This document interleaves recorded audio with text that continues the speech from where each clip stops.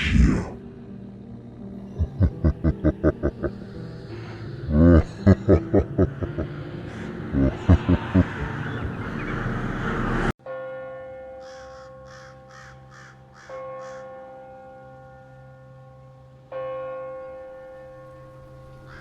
Back in 2004, my older sister developed a curiosity for the occult and would secretly use a Ouija board with her friends in our family home. My mother had previously experienced disturbing events with Ouija boards and did not approve of my sister playing with one. By April 2005, we began noticing strange activity in the house.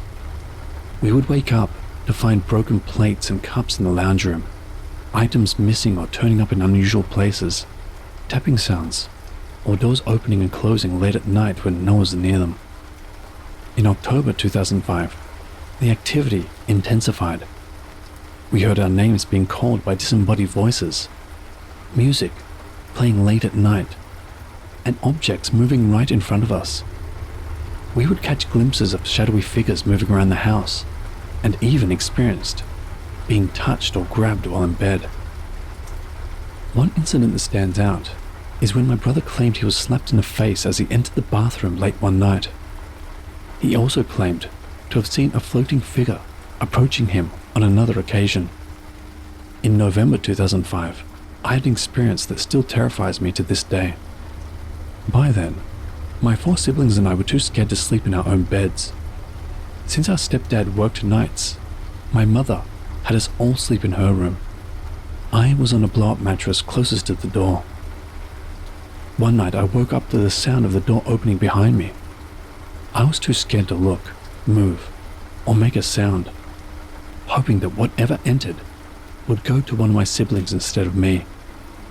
I closed my eyes and tried to look like I was asleep.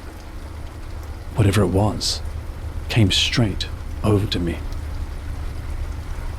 When it knelt down, I heard what sounded like its bones cracking. I froze with fear as I felt a hand on my head. I felt long nails scratching my scalp. It was just quietly scratching my head for about a minute, until it said, "Stay away from me." I screamed until my mum woke up, and I refused to sleep alone for the rest of the night. 2 days later, my mother found the Ouija board and destroyed it. The paranormal activity subsided significantly, but we still occasionally witnessed strange occurrences, though not as frequently or as frightening. I always wonder if whatever the entity was that told me to stay away from it was actually after my sister. All I know is that she invited it into her life, and even now, she experiences regular paranormal events in every house she lives in.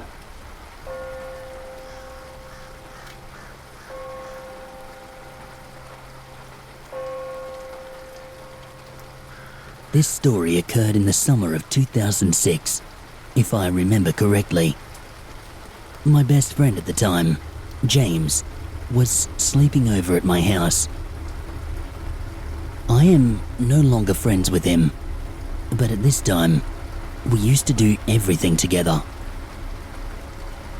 We had lots of sleepovers, spent almost every day together, but we were especially interested in the paranormal. One night, after having a swim in my pool, we were on the computer, looking up things about ghosts, spirits, etc. My mum then told us that it was time for dinner, so we sat at the dining table and began to eat. I brought up with my mum what me and James had been researching and reading. She told us stories of how when she was around 14 or 15, she used to do Ouija boards with her mum and her auntie. She said that they only used them about 5 times. James and I begged her if maybe we could try one. After ongoing begging for around 15 minutes, we were very persistent. She agreed. We set up the board on the coffee table. The board had the letters of the alphabet, cut out and placed in a circle, with yes at the top of the circle and no at the bottom. James, my mum and I put our index fingers very lightly on the glass. Before we started, my mum explained that for it to work, you had to really believe that it would. You had to have an open mind.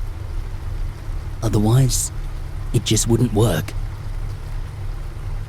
She also said that you must be nice to the spirits. Treat them how you would like to be treated.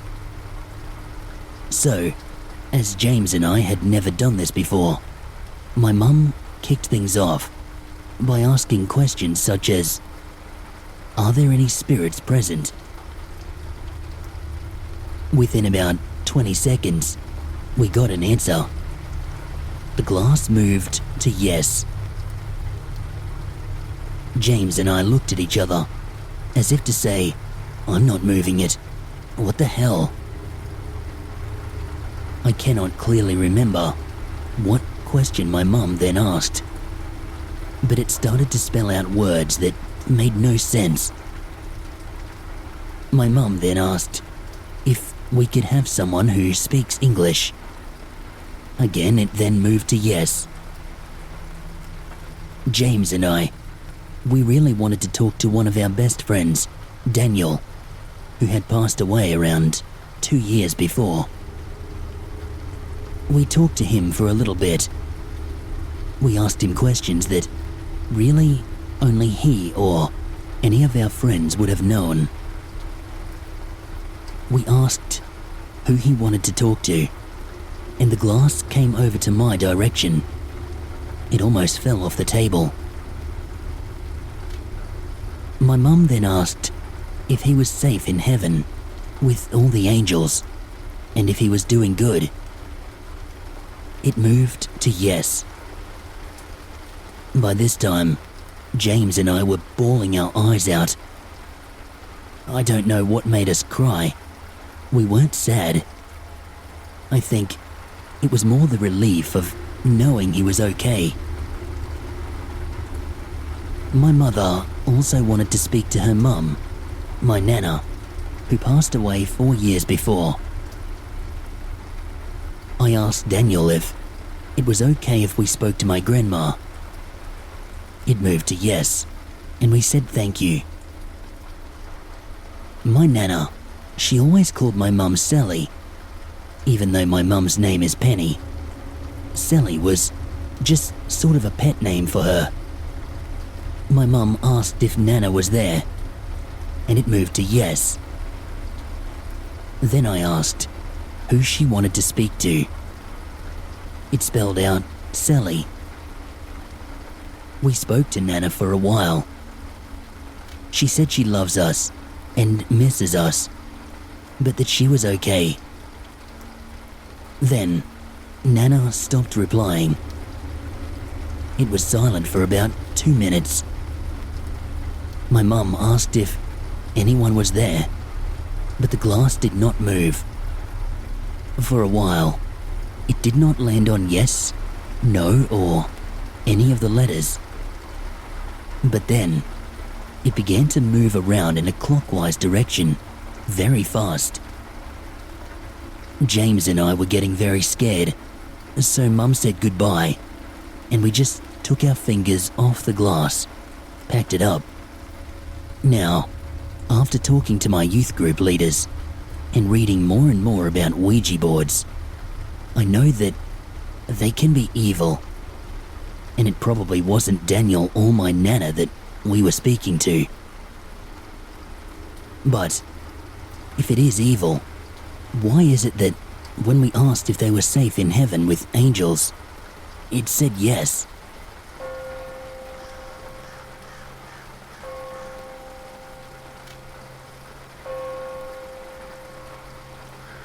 I had never played with a Ouija board before, but one night my cousin convinced us to give it a try.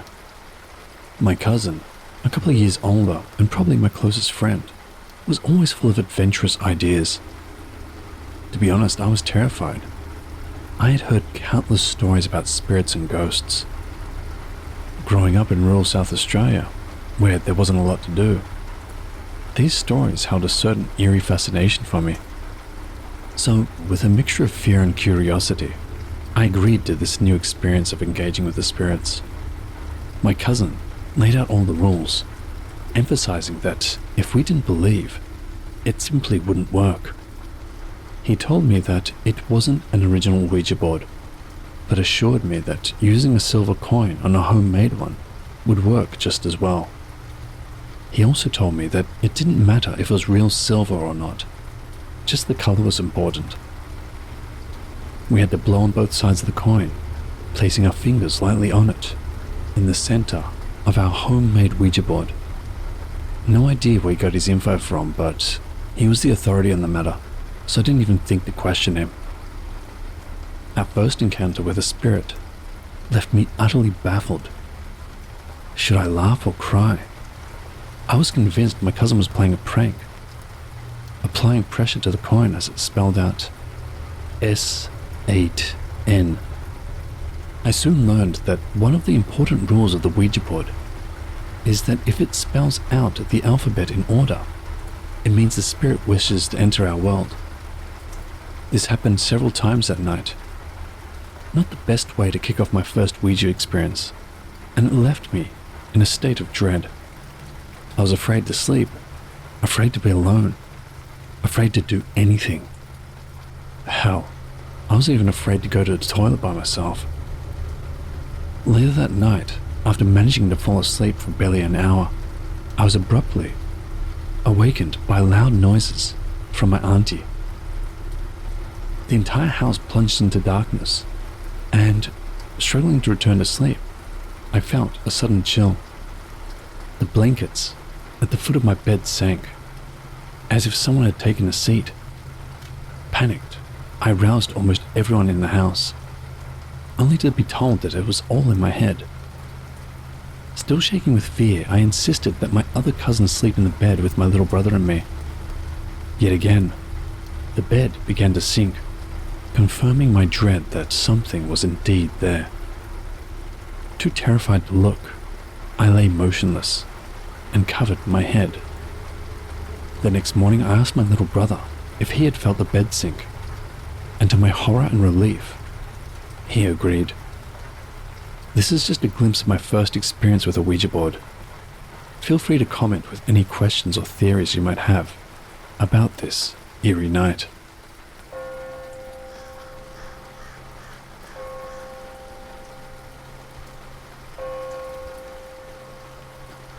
This is the dumbest thing I've ever participated in. When reading about Ouija board moments on this site, I was wondering to myself why I've never experienced anything like that. I mean, I did it once with my friends at school, when we had a free period.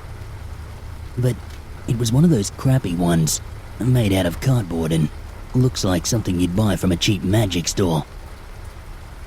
Anyway, when bringing it up, my friend, who is kind of an expert in paranormal stuff, stated that when we did it, we were kidding around. None of us truly believed in it. So my friend got 5 white candles, and I asked him what he was doing. He said, "We're going to communicate with some spirits." I felt a bit scared and asked him if it was a good idea, due to the stories I've read here. He said it was fine, as long as the candles are all lit. The spirit would be trapped in the circle. It was kind of like a barrier.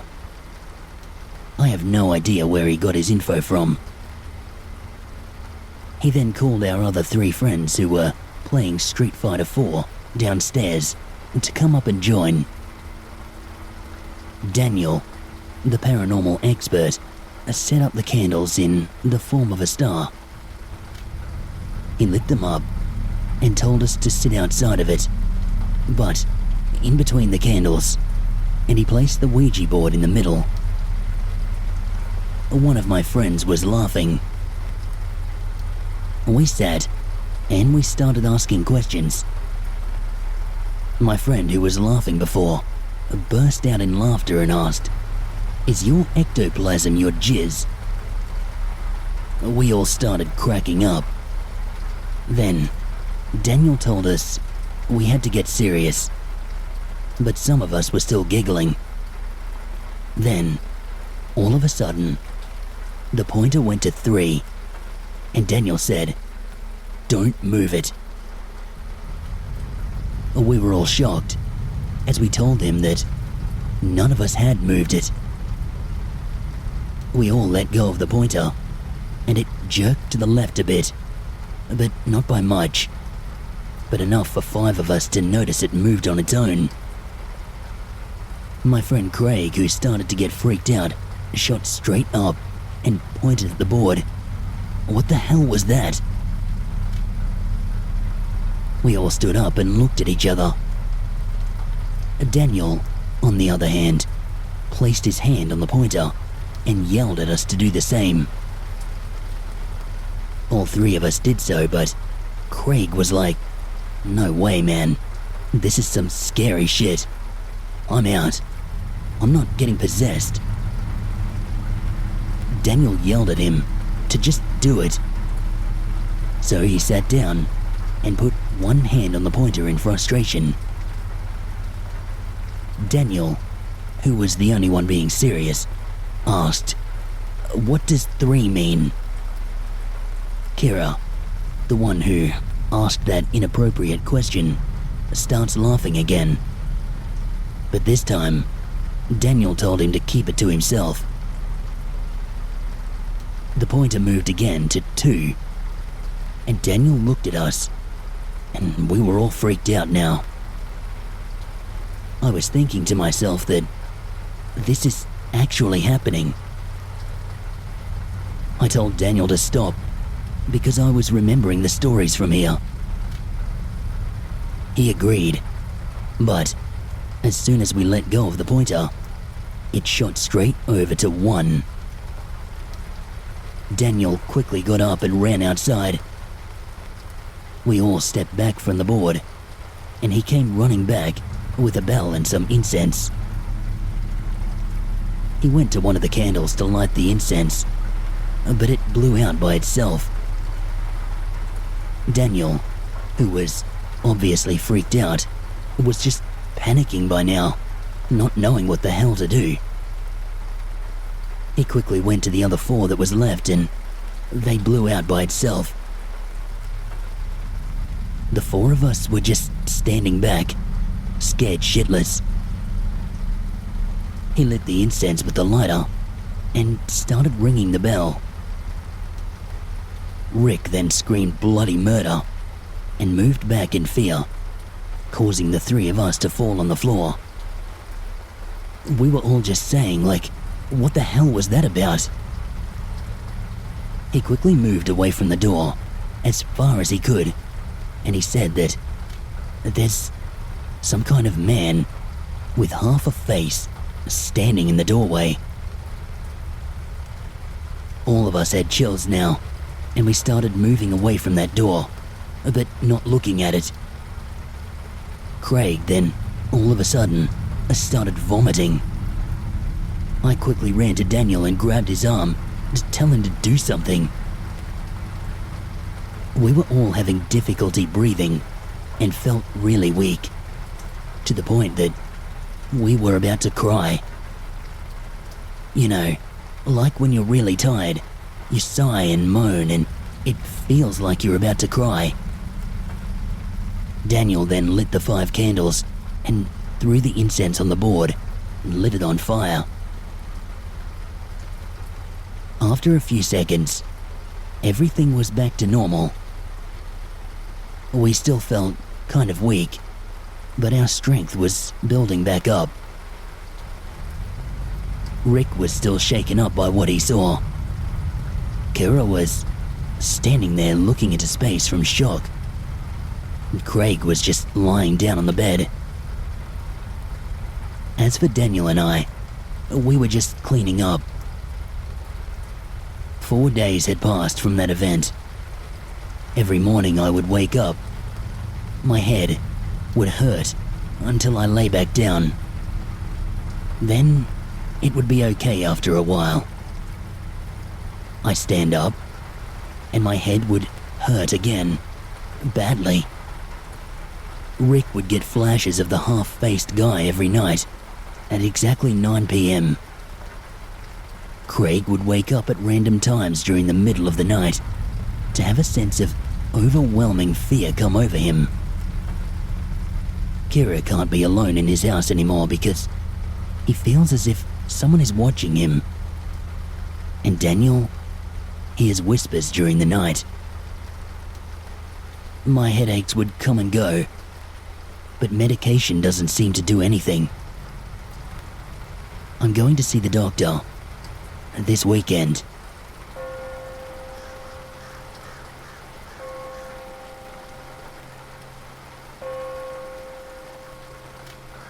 My story starts about 2 or 3 months ago, when a friend and I decided to try to use a Ouija board at our school in the suburbs of Brisbane, Australia. We didn't take it as seriously as we should have, nor did we take any precautions about the safety of using it. Being only 16, we were just experimenting with new things. Quite stupid of us in hindsight. We set up the Ouija board in a secluded corner of the school library, thinking it was a fun and harmless way to pass the time. My friend, always the bolder one, confidently took charge, placing the planchette in the center and instructing us to place our fingers lightly on it. We began asking standard questions like, "Is anyone there?" and "What is your name?" all the while trying to be as quiet as we could as we were in the library. At first, nothing happened, but then the planchette slowly started to move.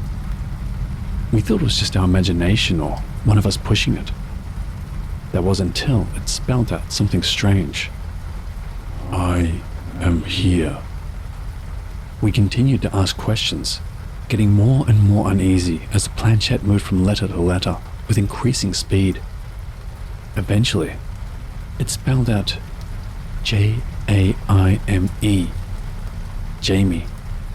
That freaked me out since that's my name, and none of my friends knew that this would happen. Our final question was about who the spirit was, and it spelled out Billiam, Billiam, which left us confused and somewhat amused. We decided to end the session, thinking it was all a joke. After this, things started happening around my house. Weird things. At first, they were just small things. By the way, I live with my mum in a large house. She lives upstairs and I live downstairs. She's rarely home, so it's mainly just me. So here goes the story. Initially, the odd occurrences only happened when I was home, so my mum never believed me. It started with scratching on the walls and sounds of things running up and down the stairs. I decided to do a blessing on the house. It worked for a few weeks, but then it came back and got worse. It escalated to the point where, when I was downstairs, I could hear things walking around upstairs. Doors would open and close, taps would turn off and on, and something would whisper my name, Jaime, whenever I came close to my mother's wardrobe. My dogs would bark at this one wall in the kitchen. Objects would move right in front of my eyes, and I would always see this shadow walking around upstairs. I could feel something touching my legs and shoulders, and I would get an eerie feeling whenever I walked up the stairs. All of my friends who visited have experienced something out of the ordinary. It was especially noticeable with boyfriends or guys I liked. The spirit would get extremely jealous. You could feel its anger when a male was around. It would try to scare them out of the house. My male friends would later recount their experiences to me, always fitting the occurrences I mentioned, even though I never told them my house is haunted. The most notable incident involved my friend Mia and her boyfriend who came over to stay the night. I went out to buy dinner, and when I returned, I found Mia trying to climb through my window, crying. I calmed her down and she told me what had happened. I had never told her my house was haunted because I thought she wouldn't believe me. She said she could hear something upstairs, mumbling words and walking around. She doesn't like staying at my house anymore. When I'm in my bathroom, I can hear my back door sliding open and shut. When I go to check, it's wide open and off the rail as if it's been forced open with great strength. I started locking it with a key, but it still happens, even when locked. When I sleep in my bed, it bangs on my walls and lets out a spine-chilling moan. I curse at it, and it stops. The other day, a male friend, Alex, came over, and we were in my room. He asked who was home and running around upstairs. I got a cold chill when I told him no one. We then heard the front door close and someone run up the stairs. We both got up to check, but no one was there. Last week my nana, a strong believer in the Lord, came to visit. I came home from a party to find her pale-faced. She had seen a shadow walking around and heard whispering near my mum's cupboard. Sometimes it would even say my name. Just last night I was upstairs alone when I heard running up and down the stairs. I went to check, but no one was there. Turning to walk away, it started again, and I could feel the vibrations of the feet hitting the steps. When I went back upstairs and sat on my lounge, doors and cupboards began opening and closing.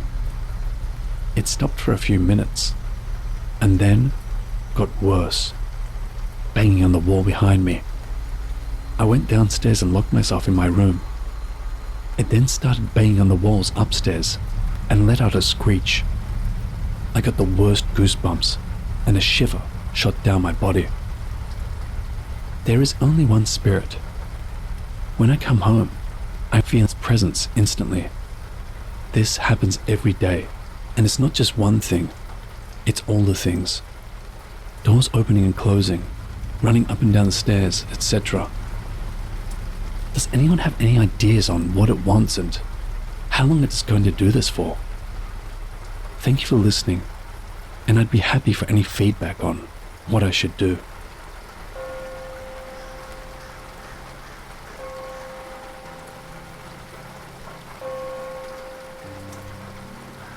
Hello watchers and listeners, thank you so much for watching. If you have a story to share, please send it to my email in the description below.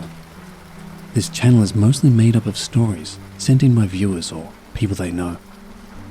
Another way to support the channel is to sign up for my Patreon, where you can watch my videos ad-free. More perks will be added in the new year.